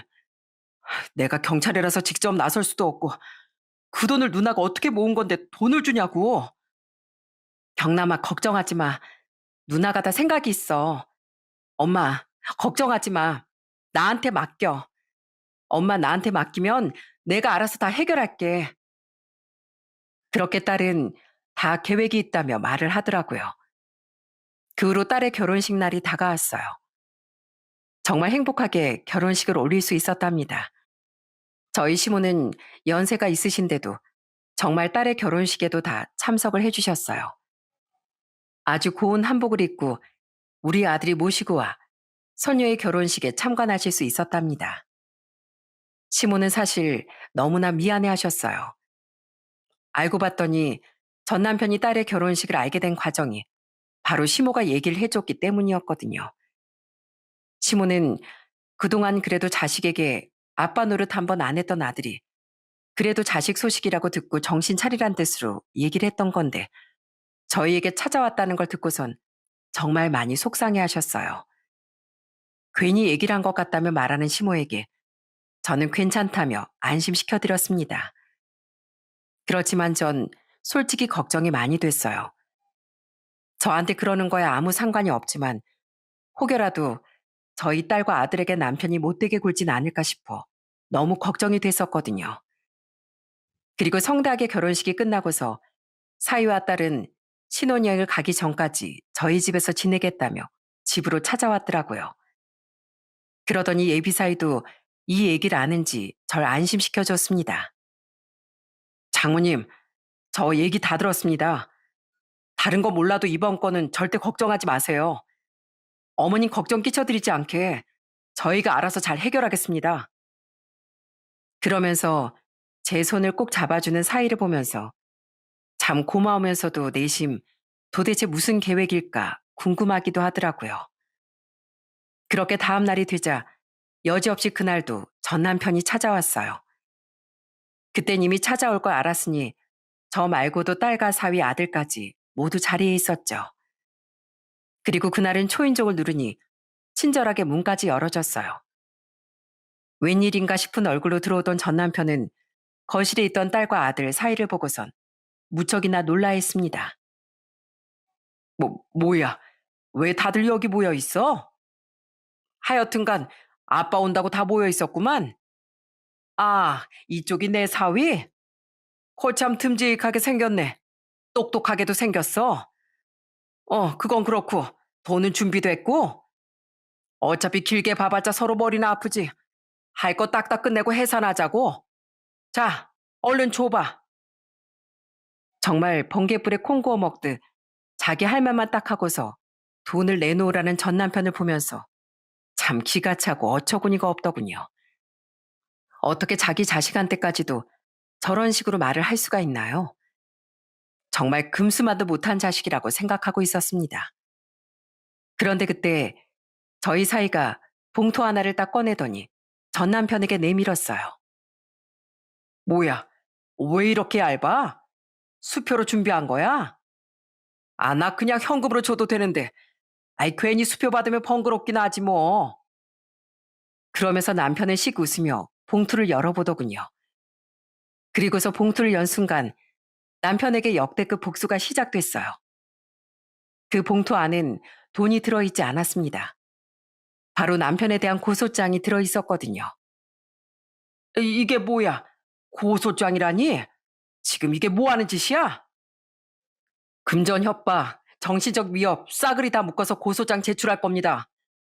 아마 뭘로 소송할진 내용 나와 있으니 참고하시고요. 그리고 그 서류 안에 10,000원 한 장 있을 겁니다. 제 직업이 또 세무사거든요. 그쪽이 나와준 값 하라고 했다면서요? 뭐, 그쪽? 아, 지금 나한테 그쪽이라고 했나? 예, 그쪽이요. 아버님 자격도 없는 사람한테 굳이 제가 아버님이라고 할 필요는 없지 않겠어요?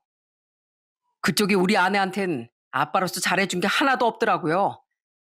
오히려 그 힘든 사춘기 때 바람 피워서 얼마나 제 아내를 외롭고 힘들게 했는데 그 고통 이겨내려고 얼마나 고생을 많이 했는지도 모르시죠? 근데 해준 것도 없으면서 그 값을 받으려고 해요? 양심이 없어도 너무 없으시네요. 근데 제가 직업이 또 세무사라 이런 건 정확하게 또 계산을 기가 막히게 하거든요. 법도 잘 알고 있고요. 이거 10,000원 국밥에 소주 한잔 하시라고 넣은 겁니다. 그러고서 택시 타고 가시던지 아니면 서류 제출하는 것까지 마지막으로 보시던가요. 뭐, 뭐라고? 네, 그렇습니다. 딸이 그렇게 말했던 자신들이 알아서 하겠다는 그 말은 전 남편의 터무니없는 제안을 정말 냉철하게 거절하겠다는 말이었죠. 그리고 누구보다 든든하게 저희를 사이가 지켜줬고요. 자, 선택하세요. 이거 10,000원 받고 국밥 드실래요? 아니면 고소장 갖고 경찰서로 갈까요? 선택하시죠. 이, 이놈이 네가 감히 날 놀려? 그러더니 전 남편은 사위의 멱살을 잡고 말았습니다. 그래도 사위가 키도 크고 덩치도 좀 있어서 전 남편이 멱살을 잡고 흔들어도 별 타격은 없는 것 같더라고요. 그리고 그때 저희 아들이 나서서 얘기를 했습니다. 이거 사진 찍었어요. 너, 경남이 이 자식 너 지금 뭐 하는 거야? 사진이라니. 지금 여기 고소장에 들어있는 거에 폭행죄까지 추가할 수 있습니다. 고소장에 추가될 거니까 그렇게 아시고요. 이, 이놈이 애비도 못 알아보고 애비가 애비다워야 대우를 해주죠. 바람 펴서 야반 도주한 사람을 도대체 누가 아빠라고 부르겠습니까? 게다가 20년 만에 찾아와 산다는 소리가 돈을 달라고요? 그게 애비로서 할 소리라고 생각하세요? 뭐 어떻게 지금 여기서 현행범으로 체포라도 해드려야 속이 시원하시겠어요? 이놈의 자식이. 그렇게 아들마저 당당하게 전 남편에게 맞서자 전 남편은 그제서야 당황스러워하더군요. 분명 두 손은 화가 나 부들부들 떨고 있음에도 섣불리 나서서 화를 내지 못하더라고요. 그 꼴이 어찌나 우스고 찌질하던지. 그리고 그런 전 남편에게 딸은 냉정하게 말했습니다. 이제 그만 선택하세요. 뭘 선택하실래요? 10,000원 받고 가시던지 고소장 받으시던지. 어이구, 진짜 다 속았네, 속았어. 이제 나 어쩌냐. 아휴, 내 인생 다 망했네.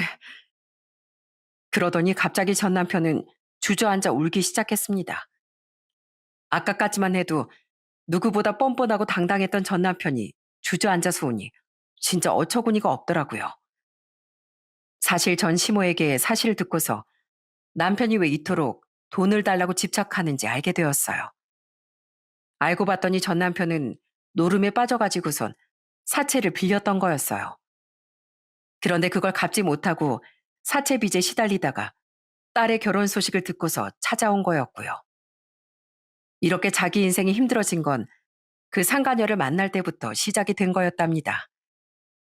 상간녀를 만나고서 집안의 돈이란 돈은 싸그리 다 긁어서 가지고 가 상간녀를 먹여 살렸던 거였는데 결국엔 그 사랑이 뭐 얼마나 오래 갔겠습니까? 돈만 다 쓰고 결국 헤어지게 된 거였죠. 아마 그 뒤로 노름에 빠져가지고선 돈만 다 날려먹은 모양이었어요. 한 번은 시부모님이 전 남편이 부동산 하나를 말아먹었다며 연락이 온 적이 있었는데 아마 그 재산도 노름으로 다 말아먹었던 거였습니다. 본인 인생 본인 스스로 망쳐놓고서 이제와 누구를 탓하겠어요? 그런데도 주저앉아 오는 전 남편을 보면서 전 너무나 어이없어 얘기를 했습니다. 참, 그러니까 누가 노름하래? 누가 당신한테 바람피라고 설득하디? 지금까지 네가 한 거 다 네 스스로 선택한 거야. 몰라? 근데 누굴 탓하려고 해? 정신 못 차리고 남한테 피해주면서 살더니만 도대체 누구한테 한풀이냐고? 안 그래도 한심한 줄은 알고 있었는데 진짜 화내는 것도 아까울 정도로 한심하네 당신은. 다시 우리 앞에 찾아올 생각 하지도 마. 우리 인생에 앞으로도 당신은 없으니까. 그제서야 전 남편은 아무런 말도 하지 않았어요. 그리고서 마지막으로 딸이 얘기를 했어요. 그러니까 가시라고요. 앞으로도 평생 저희 눈앞에 나타나지 마시고 제 인생 그리고 동생 인생에도 아빠라는 사람은 없다 칠 테니까 나타나지 마세요. 결국 전 남편은 쓸쓸하게 자리에서 일어나 집 밖으로 나가버렸습니다. 그 뒤로 사실 또 찾아오진 않을까 걱정했는데 천만다행으로 더 이상은 집으로 찾아오지 않더라고요. 나중에 시모도 이 사실을 알고서 저희에게 엄청나게 미안해하셨습니다. 애비 얘기 들었다. 정말 미안하다. 미안해.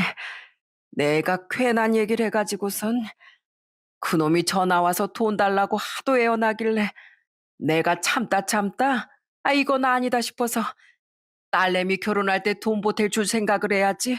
어쩜 그렇게 돈 가져갈 생각만 하냐고 화를 냈는데 그게 화근이었구나.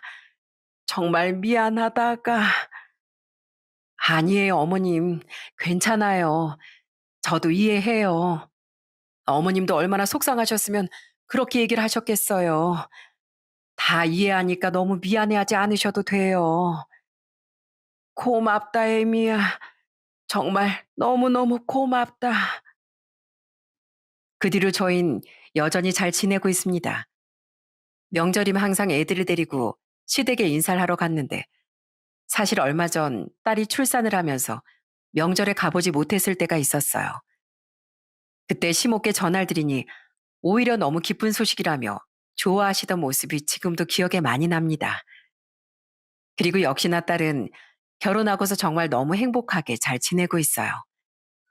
그리고 우리 사이도 또 얼마나 잘하는지 모릅니다. 딸이 저하고 할머니한테 잘하니까 사이도 알아서 저랑 할머니에게 너무 잘해주고 정말 뿌듯하고 행복해요. 사위는 늘 올 때마다 제가 좋아하는 군것질거리를 사오곤 합니다. 장모님, 이거요. 이거 얼른 소연이 보기 전에 장모님이 가지고 가세요. 장모님 대신 하루에 조금씩만 드시는 거예요. 아셨죠? 아유, 우리 사이 역시 고마워. 내 생각해 주는 건 우리 사이밖에 없다니까. 내가 이거 많이 안 먹고 조금씩 아껴서 먹을게.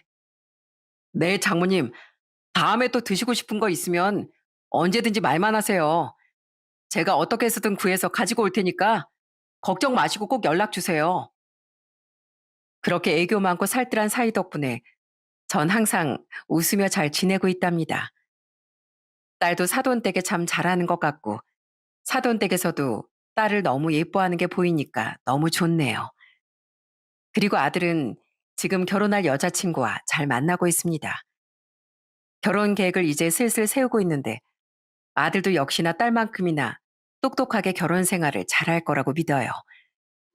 시모도 아직까지 건강하게 잘 지내고 계시답니다. 사실 이젠 연세가 많으시다 보니 전처럼 막 움직이시지는 못하지만 앞으로 정말 더 오래 저희 곁에 사셨으면 좋겠습니다. 이렇게 20년 전에 바람나 온 가족의 가슴에 비수를 꽂고 도망쳤던 인간은 결국 이제 나락으로 떨어지고 말았습니다. 이제야 후회를 한들 무슨 소용이 있겠습니까? 그저 저희는 앞으로 소중한 가족들끼리 행복한 인생을 살아야 되겠다 다짐할 뿐이죠. 아마 앞으로는 시모도 더 이상 그런 남편의 손을 잡아주지 않을 거라 생각합니다. 그러니 지금부터라도 제발 전 남편이 정신 차려서 알아서 좀 잘 살아주길 바라고 있어요. 이번 사건을 겪으면서 역시나 천벌이라는 게 있긴 있는가 보다 생각을 하게 되었어요. 죄를 지은 사람은 언제가 되었든 꼭 벌을 받게 된다는 것인데요. 그러니 사람이 살아가면서 남에게 피해를 주지 않고 정직하게 살아가는 게 무엇보다 중요하다고 생각합니다. 이곳 사연들을 읽다 보면 세상 참 불공평하다고 느끼시는 분들도 참 많이 계시는 것 같아요. 물론 모두가 출발선이 똑같을 수는 없겠지만 지금 주어진 환경에서 최선을 다하면서 살아간다면 언제고 그 최선으로 인한 빛이 크게 밝혀지지 않을까 생각이 듭니다.